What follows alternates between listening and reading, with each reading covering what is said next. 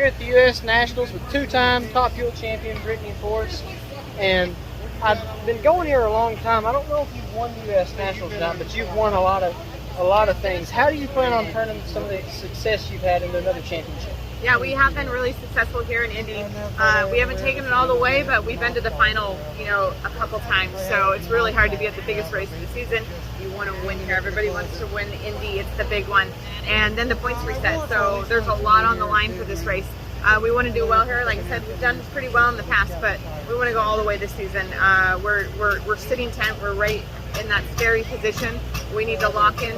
So we have a fight that, we have a shot at the championship this season. We want to fight it out until the end, and we're off to a pretty good start. We're qualified once, so we're happy with that. 3 solid runs down the racetrack, and we get 2 more tomorrow before going into race day. And you got a new paint scheme on the car I've never seen before, Chevrolet accessories. What exactly is that? So we're really excited to be teamed up with Chevy. We were with Mark Christopher Chevrolet beginning of the season. Now the car looks awesome. Chevrolet accessories. So it's all those upgrades you get to add to your car. I actually just built a new 2025 Chevy Silverado, and doing all the upgrades is fun. The side steps, the sunroof, the tonneau cover, everything you could add to it. The bigger engine, the leather bucket seats. So it's all those fun upgrades, accessories. And what exactly do you makes the U.S. Nationals so special? I know it holds a very special place in my heart. I've been coming here my whole life, and all the drivers say this is the big one, this is the one you want to win. What makes it special to you? It's just a track I've been coming to since I was a baby. I've been in the Big Bud Shootout winner circle with my dad multiple times. It's just a special one. My family grew up out here at this racetrack, and we want to do well to end it right.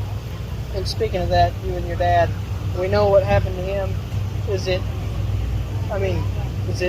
feel good knowing that all that happened to him and he's still supporting you? He still wants you all doing this Top Fuel racing? Oh yeah, he's called me multiple times today. He's doing well. Can't wait to have him back out there with us. Is he coming this weekend? No, not this weekend. And Brock, he's of course filling in for Hart. That's really helped JFR this year because he's leading the points in funny car. Is there any data that can really be translated over from a funny car to a Top Fuel, or is it all just completely separate? Grubnick's pretty private. I mean, they do share information here and there, but Grubnick's, he's, like I said, he's very private. He focuses on his car, his team, and his pits, and like I said, we're in a really good position, I feel, going into tomorrow, more qualifying and race day. One more question, because I don't want to take up all your time. What's the plan on Monday to bring home the wallet? We just, keep doing what we've been doing. Focus on one round at a time. Don't look too far ahead. Hopefully stay one, get the best ladder, and turn on someone nice. Well, thank you, Brittany. Good luck. Thank you. Here at the U.S. Nationals with Bobby Bodie. You're sitting 11th, I think, right now. Yep. And we watched you run Friday night. Looked like it had a little bit more in it. You might have got off it a little bit early. What's the plan to qualify in the top half of the field tomorrow? The plan, I don't know if we're going to get in the top half. The weather's supposed to be a little bit hotter and it's going to be sunny. But I think we can run a low 90, probably 92. That's going to be our goal for tomorrow, so that'll move us up. I don't know how much. But yeah, we're going to try to make a clean run tomorrow. Hopefully it moves us up. And this is a small team, y'all don't make everything. Y'all don't make every race, but when someone like Caps or Proc or Wilkinson lines up against you, they don't take you lightly. And for a while, your dad struggled. Now you all built this thing up, and y'all can run with these guys. You can keep them honest. Does that add confidence going into race day? Or? Oh yeah, 100%. I mean, we've done so many. We had 4 straight 390 passes, and it's been a while since we've had that happen. And so I think we're really coming along with the combination. And especially going 330 in Brainerd, I had everyone or a lot of people out here telling me, how cool that was, and they don't take us lightly. So it was cool to hear that.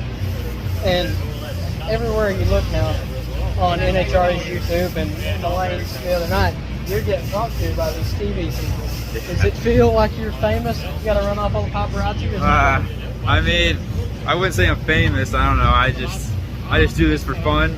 I guess it's just a perk of it. But yeah, it's cool though. How does driving, and I don't mean like with the power, I just mean with the pedals and stuff. How does driving that compare to your prior ride that I used to race with you, the junior dragster, with just the pedals and stuff? Well, this one goes a lot faster. I mean, this one has a clutch pedal, so that was definitely the biggest difference.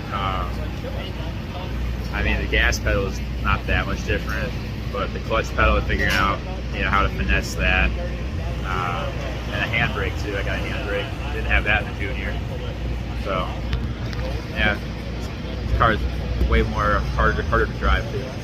And you're probably the youngest driver with all the top fuel cars, I'm assuming. You've got a long career ahead of you. Have you ever thought about maybe dabbling into top fuel one day, or just staying with the funny car?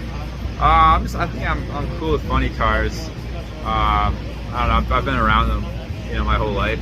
I think dragsters are cool. I mean, if it worked out, I wouldn't mind doing that, but I would prefer this any day of the week. Well, Bobby, I won't take any more of your time, but good luck. Hey, thank you. Here at the U.S. Nationals with Josh Hart. We talked to you earlier in Charlotte, but it's a completely different thing when you got 4 as opposed to 2. But the big difference is it's the U.S. Nationals. Do you feel any nerves during the week leading up to this, or is it just like a regular race? I think just naturally you can feel the heat of this event. Everybody wants to get in. The best of the best are here. Everybody brings the best parts. So yeah, absolutely. You got to get comfortably qualified. You definitely don't want to be trying stuff at this race. And last night it was cooler, a little bit better temp when you were all ran as opposed to during the heat of the day today. How exactly do you go at that differently from a driving standpoint in top fuel car? You want to just stage as shallow as absolutely possible. You actually get a head start when you break the beams, when you do something like that. So, and then you just kind of leave it all to the crew chiefs. Cooler air always makes the car faster. And where are you qualified right now? Number 11. 11. So if you do end up qualified out of the back half of the field, do you ever think about that? Or you just go up and you say everyone's got to race everyone at some point? That's exactly right. All the cars out here are monsters. I mean, they're all fabulous at what they do. Otherwise, they wouldn't be playing on that field. So you got to face them all at one point. And what's some of the best things about driving a top fuel dragster? The first year I was super excited just to be in the seat. The second year you want to kind of perfect your craft, and then it turns into just an epic opportunity. Anything's possible. You got to prove it to everybody else, and sometimes you got to prove it to yourself. And where are you in the points right now? We are also number 11, so we need round wins to get ourselves into the top 10. And do you get into the countdown by going to every race of the year, or is it just off points, top 10 strictly? Obviously, you don't want to get in just by going to all the races. But yeah, so if you do attend all races, you do automatically get a spot in the countdown. I know the top fuel field's tough. Funny car fields are super tough. Is the top fuel field as competitive as a funny car, or is it more competitive, or is it less? Yeah, I would say a lot more competitive. There's a lot less room for error. Cars are obviously a little bit faster, but the average reaction time in our class is pushing like mid-60s. So that's pretty stout. And I'm a bracket racer, so I don't have the pro tree, and y'all are fighting a lot more than I am. So 020s is what you aim for in a bracket car. This is a lot different. What is the ideal consistent light that you aim for in the top fuel dragster? Yeah, like Justin Ashley is pretty consistent with a very shallow staging procedure and hitting like a high 30 light. So that's probably the cutting edge there. I can go in a little bit deeper and usually get a 30 light pretty easy, but I'm trying to perfect, and shallow stage. So that's definitely the one to catch is Justin Ashley. Well, I really appreciate it, Josh. Thank you. Yeah. Good luck. Thank you. Here at the U.S. Nationals with Aaron Brooks, tuner of Bob Tasca's Top Fuel Funny Car. There's almost 40 top fuel cars on the property. Only one's ever been 340. Does that add confidence into going in the U.S. Nationals or not? I mean, it's not going to affect our setup, but it's a nice, it's like a little feather in the cap. So I don't know that the conditions will be good enough to try and run that fast. It's pretty hot this weekend, but we're always trying. And has that been the thing? Has that really been what y'all been chasing this year? Or is it just go up and get to the track?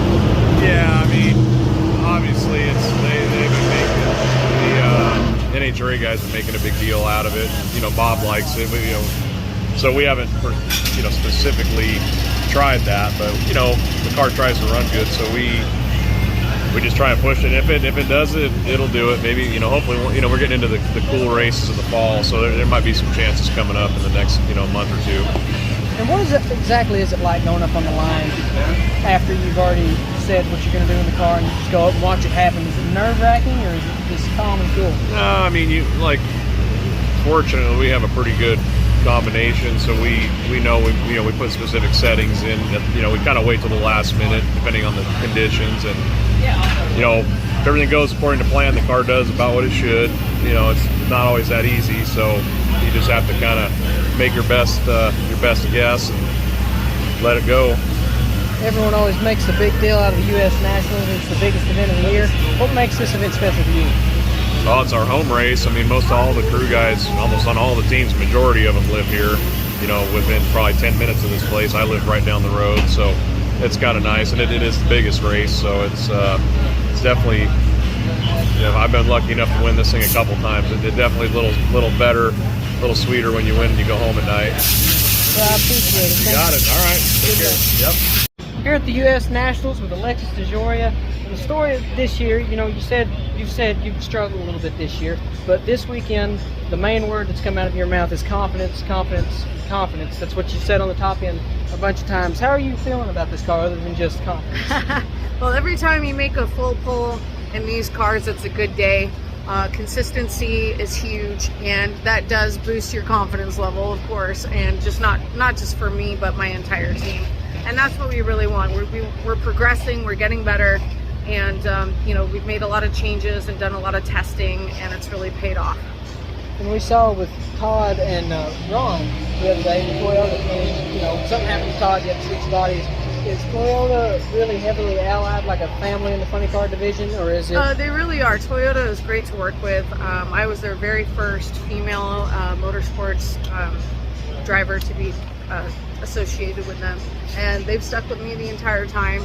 And they're our manufacturer, and they're incredible. They have a huge presence out here, and of course we were at the Toyota 70th anniversary of the U.S. Nationals in Indianapolis, so this would be a huge race for us to win, especially for our manufacturer.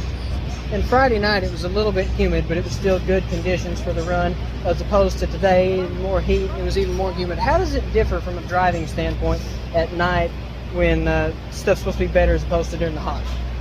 Well, I mean, like today, there were some good runs, even though it was a little bit hotter. It's way more humid today because of the rain.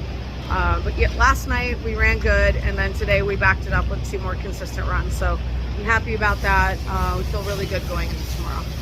Is the competition of funny cars still going up like it has been the last 3 or 4 years? Everybody's running really good right now. All the funny car teams are stepping up. It's very competitive. And I'm just happy to be a part of it. It's exciting. Well, thank you for your time, Alexis. Thank you. I really appreciate it. Good luck. Thank you. The U.S. Nationals with Maddy Gordon is a 100th woman to win a national event. You're on the cover of a Drag Illustrated, which is something I've wanted to do my whole life. Just all of us have just come real quick by storm. What are your thoughts going into the U.S. Nationals after all these headlines? It's truly an honor. I could have never imagined it being what it is.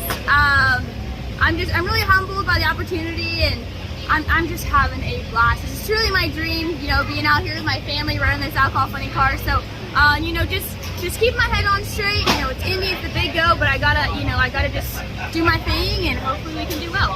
And you're here with legends like Shirley and Erica, who paved the way for women in drag racing. Did they come by and say anything to you about that? Or? So it was really cool, actually. Shirley Muldowney did repost a couple of the 100th woman posts. That was really special. And Erica and her sister Courtney, they commented on a lot of our stuff, and we did see them at Seattle too, so that was really special. They congratulated us and our team, and really cool. And they're obviously super successful, and for them to see other people out there congratulate them, it's really cool. And a non-100th woman question, just a race car driver question. What's the plan to bring the Wally home top alcohol funny car classes? Plan to bring the Wally home. We just got to make consistent runs down the racetrack. The track's a little tricky right now. It was really hot yesterday, so it made it really tricky to go down the racetrack. So we got to make consistent runs down the racetrack, and then hopefully we can tune off those to get a little faster. But the key is going to be get out the line first, make consistent runs on the track and hopefully get to the finish line first. What is the best part about driving a top alcohol funny car as opposed to one of the fuel ones? I've never driven a fuel car, so I cannot speak on behalf of those cars, but in my opinion, the top alcohol funny car is so fun to drive because you have so much to do. You're revving it up at the starting line, you got the clutch, it's a manual clutch, so you got so much to do, you're shifting, and you know, it's literally a handful, so I think that's the best part about it. Well, thank you so much for your time. Good luck. Absolutely, I appreciate it. Thank you. U.S. Nationals with Dale Creasy Jr. coming off of a big win at Night Under Fire. I know you all have worked so hard for so long. How did it feel to break through and get that win? It was good. We were testing there. We made 6 runs there, and things are starting to get better, and we ended up winning the race, so it was all good. And your mom said this is a new car and a lot of new stuff going on. So is it going to be real competitive in the field? Are y'all still learning it, or what's the plan for this weekend? Now, we ran 405 last night, which finished showing number 12. We were expecting a little bit more, but you always do. We're going to try it again today, and it should be competitive. I don't know if we can run low 90s yet, but we're going to try to get into 90s somewhere. And I know you've done this. You're a 2-time IHRA champion, still racing NHRA. John Force has been racing, around the same stuff. What does it mean seeing all the support for John Force after what happened to him? I think he needs to make his own decisions, but the sport needs John out here because I think John is the face of NHRA, so we just wish him the best and hopefully everything works out for him. And how exactly does the plan, this is a different tone question, I'm just throwing questions, sorry about that. But how exactly does the car change from, you used to something for so long and you go and you get a brand new car? How does it change the way you think of things, or does it all work the same? You just go up and grab the same thing? No, it changes the way you think about it, but we twinned it after John Force's car. It's a twin to his car. So we can get information from them guys, so it makes the setup a little bit easier for us and doesn't take as many runs to get it straightened out. At the U.S. Nationals, the biggest event of the year, what do you look forward to most after coming to the Big Go? Well, first of all, we got to qualify. There's a lot of good cars out there, and you got to work to get in. And once we get in, just hope everything goes our way on Monday. Well, thank you so much, Dale, and good luck. All right, thank you.